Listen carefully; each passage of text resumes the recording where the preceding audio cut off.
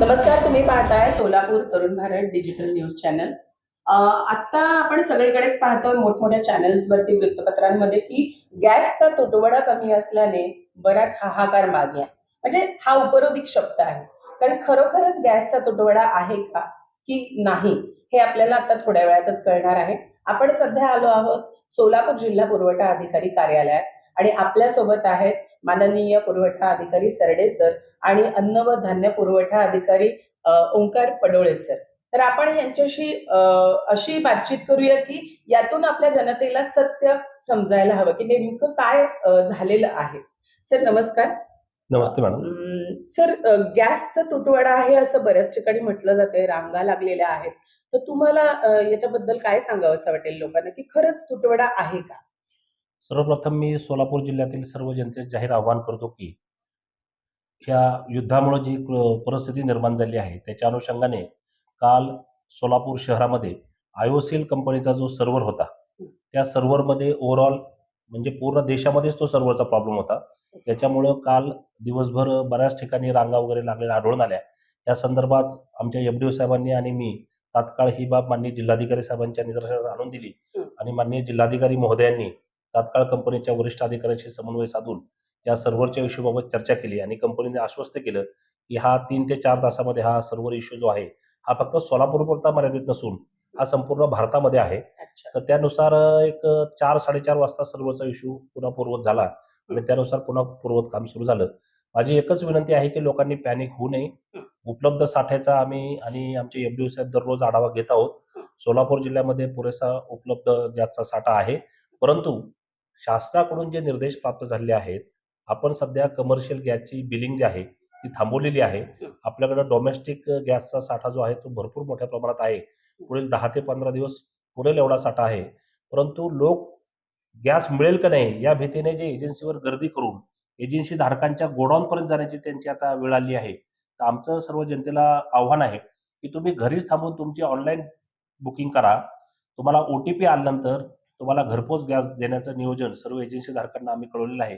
त्यामुळे कुठेही गॅसचा तुटवडा भासणार नाही या दृष्टीने प्रशासन पूर्णपणे नियोजन करत आहे. सर, एजन्सी धारकांना सांगितल्यानंतरही तशा पद्धतीने यंत्रणा राबवली जात आहे का? कारण बऱ्याच ठिकाणी असं होतं की एजन्सीच्या बाहेर मोठी रांग लागलेली आहे आणि त्याचाच मोठ्या प्रमाणावर उहापोह होते की भल्या मोठ्या रांगा.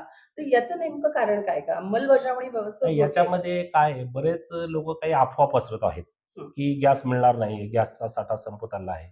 त्याच्यामुळे लोक पॅनिक होत आहेत. आता समज तुमच्याकडे मॅडम 2 गॅस आहेत. हं. एक गॅस तुमचा भरलेला आहे आणि एक एम्प्टी आहे. अशा परिस्थितीमुळे काय होतंय, तुम्ही त्या एम्प्टी गॅसची सुद्धा लगेच बुकिंग घेतायत. परंतु आता शासनाने एक निर्देश दिले आहेत कालच, की इस्मा ॲक्ट देशामध्ये लागू झालेला आहे. त्यानुसार एक गॅस आता बुक केल्यानंतर पुढच्या 25 दिवस तुम्हाला दुसरा गॅस बुक करता येणार नाही आणि ते ऑनलाईन बुकिंग सुद्धा होणार नाही. त्याच्यामुळे पहिला जो कालावधी 15-20 दिवसाचा होता, तो आता शासनाने 25 दिवसाचा कालावधी केलेला आहे. त्यामुळं शासनाच्या समोर सध्या सामान्य जनतेचं हित, सामान्य माणूस हा केंद्रबिंदू ठेवून डोमेस्टिक गॅसला त्यांनी प्राधान्य दिलेलं आहे आणि कमर्शियल गॅसच्या बाबतीतही त्याच्यामध्ये काही आमच्या शैक्षणिक संस्था असतील, काही हॉस्पिटल्स असतील, त्याच्यानंतर काही ठिकाणी आपल्याकडं अक्कलकोट वगैरे अशा ठिकाणी अन्नछत्र चालतात. काही आमचे गव्हर्नमेंट हॉस्टेल्स आहेत. अशा यांना आम्ही वेव्ह केलेला आहे शासनाने.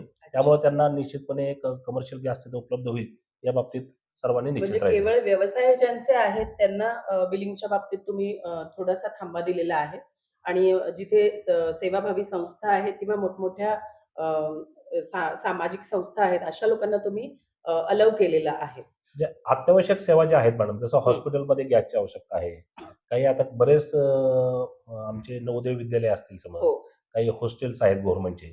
तिथं काही मुलं शिकतायत, त्यांच्या रोजचा जेवणाचा प्रश्न आहे. हो. अशा ठिकाणी आम्ही त्या कमर्शियल गॅसमधून त्यांना वेव्ह केलेला आहे. त्यांना निश्चितपणे गॅस मिळेल यासाठी प्रशासन सज्ज म्हणजे आहे. खऱ्या अर्थाने पुरवठा ही भूमिका पार पाडली जाते. नक्की मॅडम. सर, हे जे आपण घरगुती गॅस देणार आहोत, तर तुम्ही म्हणाल्याप्रमाणे 25 दिवसाचा कालावधी झाल्यानंतर, तर याच्यात काही काळबेरं होण्यासारखं आहे का? मग त्याच्यासाठी लगाम लावण्याकरता आपण काय करतो?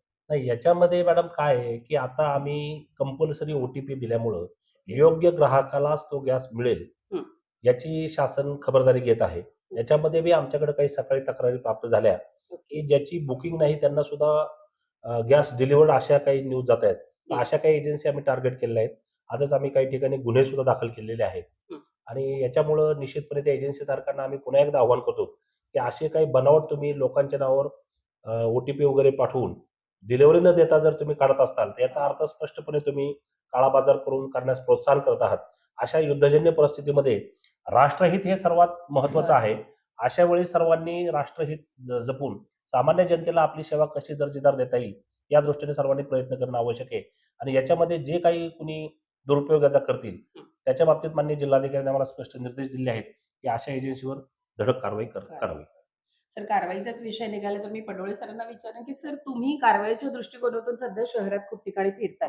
तर सध्या काय सुरू आहे परिस्थिती? नमस्कार. सोलापूर शहरात एकूण 19 गॅस एजन्सीज आहेत. हं. त्यापैकी मी काल आणि आज 11 गॅस एजन्सींना भेट दिली. ओके. त्यामध्ये ज्या रांगा लागल्या आहेत, त्या रांगा लावून लोकं पॅनिक झाल्यामुळे त्या रांगा लागल्या आहेत. हं. खरं म्हणजे जशी आधी द्वारपोच डिलिव्हरी सुरू होती, तशीच आता पण सुरू आहे.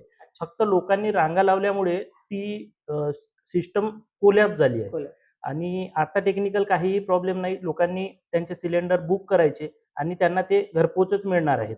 त्यामुळे पॅनिक होऊ नये अशी आमची जिल्हा प्रशासनातर्फे सर्व जनतेला विनंती आहे. ओके. सर, नेमकी रेड कोणत्या प्रकारची झालेली आहे आणि कुठे झालेली आहे?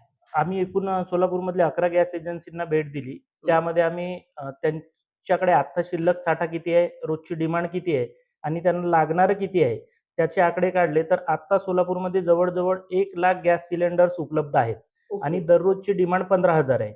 म्हणजे हा साठा 6 ते 7 दिवस पुरणारच आहे आणि आणखी जेवढे गॅस सिलेंडर आपण रोज वितरित करतो, तेवढी आवक पण सुरू आहे. त्यामुळे मागणी आणि पुरवठ्यात कुठेही तफावत आलेली नाही आहे. म्हणजे कुठे खंड नाहीये. नाही, खंड नाहीये. साधारणपणे मागणी तसा पुरवठा हा या नियमानुसार आपल्याकडे शहरात कधी-कधी आणि किती दिवसांनी साठा दाखल होतो आणि तो आता बंद आहे का?